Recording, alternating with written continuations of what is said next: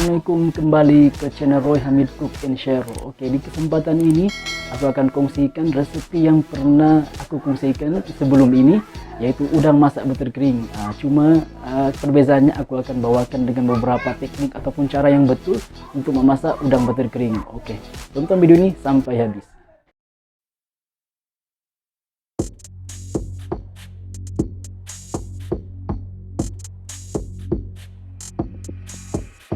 Tips pertama yang aku mau kamu tahu, kebiasaannya kebanyakan tukang masak akan menggunakan kuningnya saja, tapi di sini aku menggunakan keduanya sekali sebab aku tidak mau ada pembaziran yang aku buat.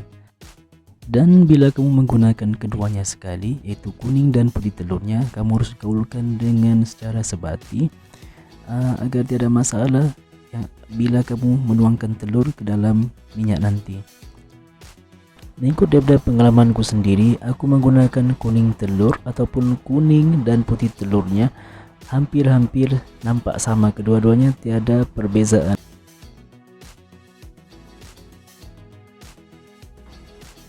Tips yang paling penting aku mau tunjukkan di sini, oke, contohlah mungkin kamu tidak dapat menuangkan telur secara manual ataupun mungkin kamu belum biasa, jadi aku ingin berbagi trik paling senang untuk kamu membuat udang butter kering ini ialah dengan menggunakan satu teknik yang mudah ataupun dengan menggunakan bahan ini.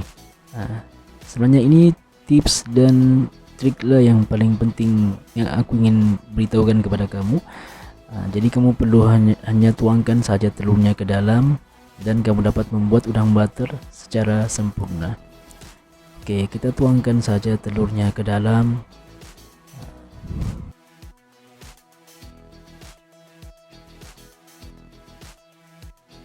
Dalam kita membuat menu ini, sebenarnya kadang ada juga orang yang pening kan, dia mau guna yang mana satu, sama ada menggunakan saringan kasar kah ataupun saringan halus. Tapi sebenarnya kedua pun kamu boleh gunakan, tapi yang lebih baik ialah kamu menggunakan saringan yang halus. Jadi seandainya kamu tiada saringan yang halus di rumah, kamu boleh menggunakan saringan yang kasar, sebenarnya tidak apa-apa masalah.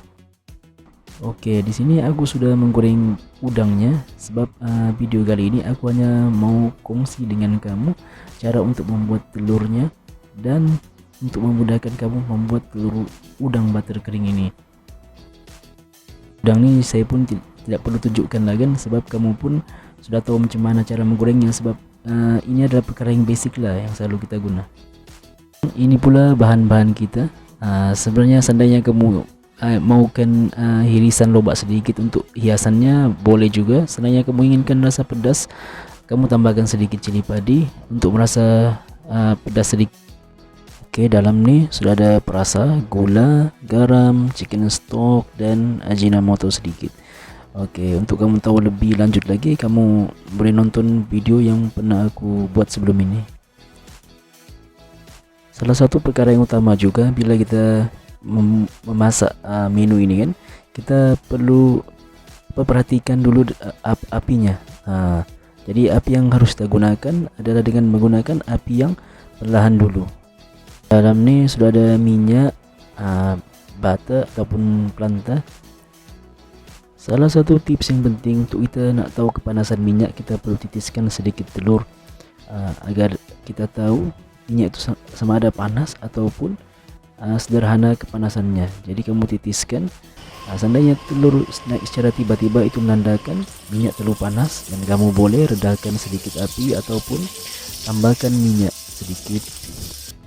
Yang kamu jatuhkan telur dalam kepanasan minyak yang terlalu panas, telur akan naik secara tiba-tiba dan udang butter confirm tidak menjadi.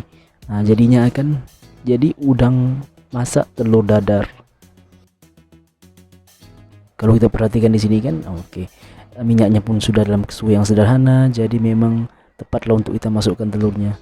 Jadi kita menggunakan trik dengan menggunakan botol sos ini kan dengan senang. Kalau kamu tengok kan secara halus telurnya jatuh, jadi tidak masalah. Biarpun kita belum seberapa pandai untuk menggunakan manual untuk menjatuhkan telur, tapi dengan ada triknya ini kamu dapat menjatuhkan telur dengan halus. Jadi tidak perlu kamu terlalu susah untuk membuat udang butter kering ini.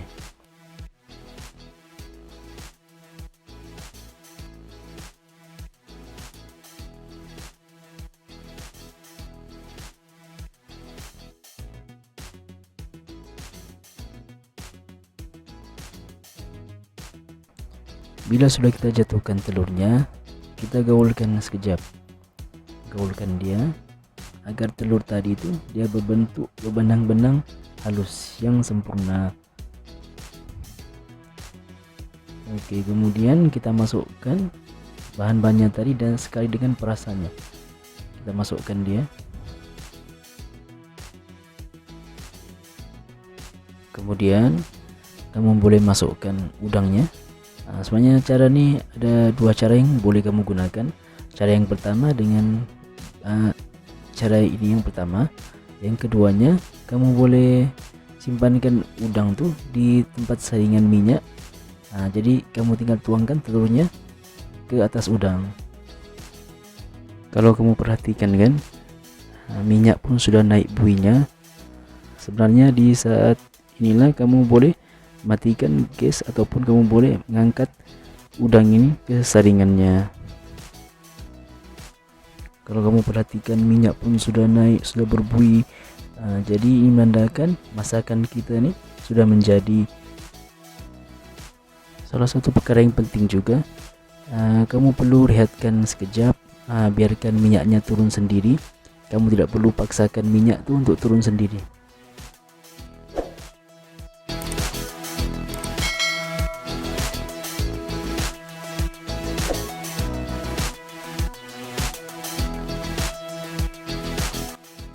Oke, semoga cara dan teknik yang aku kongsikan tadi dapat memberikan kamu kemudahan, dapat memberikan kamu inspirasi untuk masak di rumah. Oke, jangan lupa like, komen, dan subscribe untuk mendapatkan video yang terbaru daripada saya. Saya Roy Hamid, Cook and Share. Assalamualaikum.